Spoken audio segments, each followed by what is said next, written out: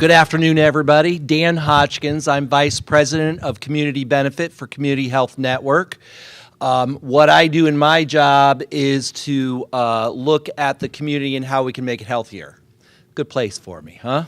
Ellen Dunham-Jones is an architect, professor at Georgia Institute of Technology, an authority on suburban redevelopment. She is co-author of Retrofitting Suburbia, Urban Design Solutions for Redesigning Suburbs.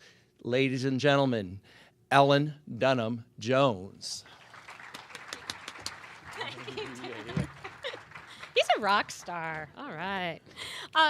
Good afternoon. I'm delighted to be here. Thank you so much for including me. And I'm going to share some of the projects that June Williamson, my co-author, and I have been documenting. We now have a database of about 500 examples of dead big boxes, dying dead malls, dying commercial strip corridors, aging office parks, aging garden apartment complexes, aging subdivisions that have been retrofitted into more sustainable places. We found it useful to help to think about all the different things that people are doing to try to make suburbs more sustainable and healthier. We found it useful to categorize them according to three basic strategies. There's re-inhabitation with more community-serving uses, and there's just loads of really creative examples that people are doing. There's redevelopment, where you basically scrape the existing buildings, build up more densely, more compact in a more urban manner. And then there's regreening, where when we shouldn't have really built there in the first place. And I'll show a couple of examples of those. And all of these have different, they intersect, I think, with healthy community agendas. All of them contribute, but they add kind of different things. Luckily, there actually are also some factors that are very much driving retrofitting. And I think the most sort of surprising one in many ways is the major demographic shift. We all think of suburbia as family-focused. Well, that's not who actually lives there. Since 2000, 2/3 of suburban households have not had kids in them. 2/3. We're quickly moving up. We're getting towards closing in on 70% of suburban households not having kids in them. And the reason is simply that it's the demographics, the baby boomers, who were the generation that we built all those post-war suburbs for. They were the babies. And basically, they've been in the suburbs most of their life, most boomers and most of their lives, but most of them are now empty nesters. They're still in the suburbs, but their kids are no longer in the house. Then you get Gen X in their 30s and 40s. They're having kids. Most of them are in the suburbs, but they're a small generation. There aren't enough Gen Xers to fill all of the existing single-family homes that the baby boomers will vacate. Then you get behind them, you get Gen Y, another huge generation, basically leading edge, just hitting 30, but mostly in their 20s. And Gen Y grew up in the suburbs. 75% grew up in the suburbs. 77% say they want to live in an urban core. They don't want to become their parents. That's not a newsflash. The boomers don't want to become their parents either. The boomers want to be active, engaged, volunteering. Demographers call them the Yeepies, youthful, energetic, elderly people into everything. And they want to be able to walk, they want transit, and they want to age in place. So how are they going to do that in the suburbs, where they live? Right now there aren't many. Most suburban communities their zoning only allows single-family homes. And yet there's this growing the two big markets. The millennials want to live in an urban core, but the sort of frustrating part for them is most of their jobs are in the suburbs. Suburban job growth outpaced urban growth by a factor of 6. The recession is shifting that somewhat, but there's an enormous number of Gen Y folks who are working out in the suburbs, but are looking for some nightlife. I mean, they're young people. They're not yet married, don't have kids. So you end up with these two huge demographic groups that are in the suburbs looking for a more urban lifestyle. And they are the folks who the developers have been looking at very, very closely. Adding to this on just the demographic change, and I think that what I think we are really on the cusp of a major generational shift. Recent survey came out showing 16 to 34-year-olds have decreased the amount of driving 23%. They're increasing bike trips 24%. They're just some really, the number of 16-year-olds who are getting their driver's license is down 20% from just 10 years ago. And why? They've got Wi-Fi. They don't, it's really surveys of folks in their 20s. Would you rather take the average U.S. commute, 27 minutes, driving in a car alone, or a commute that's on the bus, twice as long, 45 minutes, but the bus has Wi-Fi? 80%. I'll take the bus.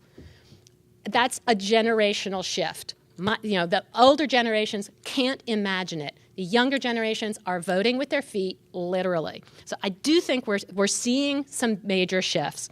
How long it'll last once they have kids? Will they become, everyone, who knows? They're pretty idealistic, but I'm optimistic. It's interesting, we tend to think of the suburbs as relatively affluent places, and yet since 2005, more Americans in poverty have been living in suburbs than in cities. So again, the reasons to think about retrofitting the suburbs, this is an opportunity to actually address the folks who are most in need. And that figure is before the crisis, the financial crisis, where the problems of poverty now have gotten even worse in the suburbs, where people have generally far fewer social resources and far less help. That also then brings us to the topic of affordability. And certainly just from the municipal perspective, as we all know, budgets are incredibly tight. Well, it turns out suburbs are much more expensive to operate than cities, again, on a per capita basis. It costs a lot more to extend those services out at low density. You've got to service fire emergency vehicles, extend utilities, much longer lengths per person, so that and there's some interesting new studies that are starting to even look on the revenue side and start recognizing that, that Walmart or that mall actually in terms of sales tax per acre, so if that case, just measure it on a per acre basis, is way outperformed by even just 4-story mixed use or any more urban properties generate much more, 10 times, 100 times often. We start to see some of the variation in these figures. I also often get asked, sort of why retrofit the suburbs? We should be focusing on our downtowns, and this is stealing market share away. And of course, that is certainly a very legitimate concern. But the reality is that actually there are a lot of reasons to think about the suburbs. And in particular, if you're focused on climate change, downtowns are already relatively green on a per household basis. Why? Because folks in the suburbs tend to drive a lot more than folks in urban areas, and detached buildings lose a lot more energy through all of those surfaces they have to lose energy from, as opposed to living compactly. So the more that we can live, and the more that we can retrofit our suburbs to allow people to be less dependent on the automobile and to live more compactly, we can seriously make a difference in our carbon footprints. If I asked every one of you, what % of your income do you spend on housing? You could tell me. It's an easy calculation. If I asked you, what % of your income do you spend on transportation? There's assuming you have a car, there's the cost of the car, insuring the car, maintaining the car, fueling the car, parking the car, on top of whatever other transportation you're doing. And so most of us really just don't pay much attention. And it also varies a lot by income level. On average, we're spending about 19% of income at this point on transportation. That figure has been rising steadily. But if you're in the lower half of all, just divide all the entire population by income, the lower half is generally spending 30% of their income on transportation. In Atlanta, where I live, that half are spending more on transportation than on housing. And that's true of increasing. We're seeing the number of metros where that's true just growing and growing. Why else retrofit the suburbs? Well, there's simply, this slide is just sort of the snapshot of where we are in terms of suburban, empty, underperforming, vacant suburban property types. 1/3 of our enclosed malls are dead or dying right now.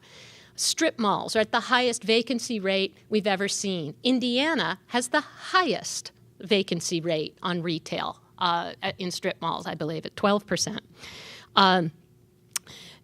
Big box stores, we don't even know exactly how much. We know that overall we've got about 1 billion square feet of vacant, just the retail, if we just focus on retail. Clearly, we just have all of this property. What are we going to do with it? And the community saddled with these places, it starts such a downward spiral. I look at, you can either get really depressed looking at this, or you can say, opportunity is knocking. These are assets that can be repurposed, redeveloped, regreened. So, all right, getting into some of the case studies. What do you do if you've got a dead mall, a dead department store, or whatever? Well, on the one hand, especially in relation to health and wellness, there are enormous numbers of whether it's dead department stores, dead malls, Kmarts, have been. This is just a sample of upper left is the former Ames department store that has now been transformed into a health and wellness center. That's where my mom goes for both rehabilitation on her knee and swimming. Upper right, in Tennessee, Nashville, this was a dying 2-story mall, and Vanderbilt University took over the entire second floor to put in their medical center. So now you can sort of, while you're waiting for your exam results, you go check the sales and vice versa. And it's really doing very well. And it sort of combines two of the big trends in re-inhabitations are the sort of meds and eds. So it's sort of both the medical and the educational. Lower left, great example in Ohio of a former dead Big Lots store that's been turned into a public recreation center, and they also put bioswales on their former parking lot, and, doing some great things. Then lower right is a medical and wellness center in a former Kmart, and they're just scads of these. So that's just looking at the kind of medical health related. What we're seeing is a lot of that. As the boomers are aging, the medical, a lot of medical services are now moving out into the suburbs to be closer to that population, and they're taking advantage of these available underperforming retail. We're also seeing lots of them being turned into libraries, schools, churches, all kinds of other kinds of community gathering spaces. This is an example of a dead Walmart that recently just reopened as a public library. The arts have also often been taking advantage of some of these the value of cheap space. Jane Jacobs years ago wrote that a complete community has to have some old buildings with cheap space so that for the nonprofits and the low profits. If you only have new construction, you don't have a place for all of those. So this is a dying mall outside of St. Louis that wanted to redevelop, and they've actually now, they're now starting their redevelopment, but they told the arts community, said for 3 years, we'll give you super discounted rent. So half the mall was taken over by, they brought in let in artists, dance troupes, theater groups, and it helped to, it kept the lights on. It didn't bring in much tax revenue, but it became a great resource for that community. And now the artists have really organized, they've gotten to know each other, and so they're going out looking for some other dead buildings to inhabit, since this one is now going into redevelopment. There's also a new movement afoot called tactical urbanism. And the tactical urbanists, this is one of the projects that sort of got them started. There's a lot of underemployed artists, architects, urban designers, planners. And so here in a suburb of Dallas, a group of them got together and they said, it's really annoying that this block, lower left picture, that this block is vacant, completely vacant. So they got a permit, a 2-day permit for an art installation, is what they called it. So it was really easy to just get a permit for a 2-day art installation. And so for 2 days, they just temporarily re-inhabited the block. They striped in bike lanes. They brought in plastic street lamps. They opened up all the shops, but it's just milk crates for the shelving. They brought in bands. They brought in food trucks. Had a fantastic party. It was super lively. And at the end of it, they challenged their city council. The whole neighborhoods are out there and said, we want this place occupied. And they identified a couple of little regulatory issues that were in the way. 6 months later, every single shop was occupied. The artists all quit their day jobs. They are now the Build a Better Block team. They're doing this all over the country. You can download manuals on the net of how to do this stuff. And it's really pretty exciting. But we also need to focus on our corridors.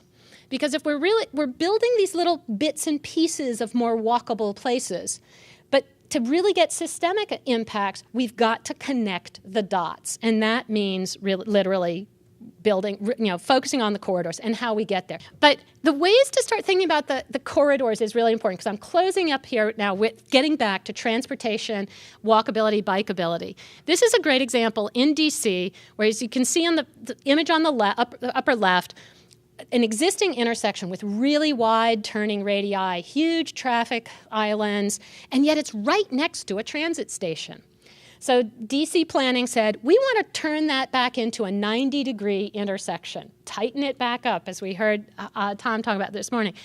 Well, in the process, that means that public land is now, the traffic island is now available for redevelopment. So they're going to give it to a developer on a 100-year lease if they will build urban affordable housing, now right next to the transit station, which is fabulous. And they're getting to do this in part because of a new manual produced, that Designing Walkable Urban Thoroughfares. This, for the first time now in 50 years, we have a manual that, as Tom was saying, no longer refers to sidewalks as vehicle recovery zones, and it's just oriented to the car. This is, and the state of, I want to encourage all of you, fight to adopt this manual in your community. It becomes a symbolic gesture, but it is now an Institute of Transportation Engineers recommended practice. And it's just, the state of Texas as a whole has adopted the manual as a way of making sure that folks know there are new standards that we can use out there. And this was something that Congress for New Urbanism worked with ITE for 8 years to get to happen. Next steps for you: challenge your community. You as the public health community, I think you have so much authority, and I would love to see you use this more to challenge them on the outdated preconceptions about healthy suburban lifestyles and environments. How, are suburbs really so healthy? How do we make them healthier? By making them more urban.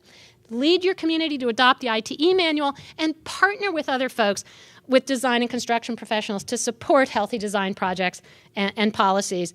And we would love to partner with you at Congress for the New Urbanism. We do a lot on sprawl retrofit and a lot of initiatives also with health districts, and would love to work with some of you guys. Thank you very much. Thank you so much.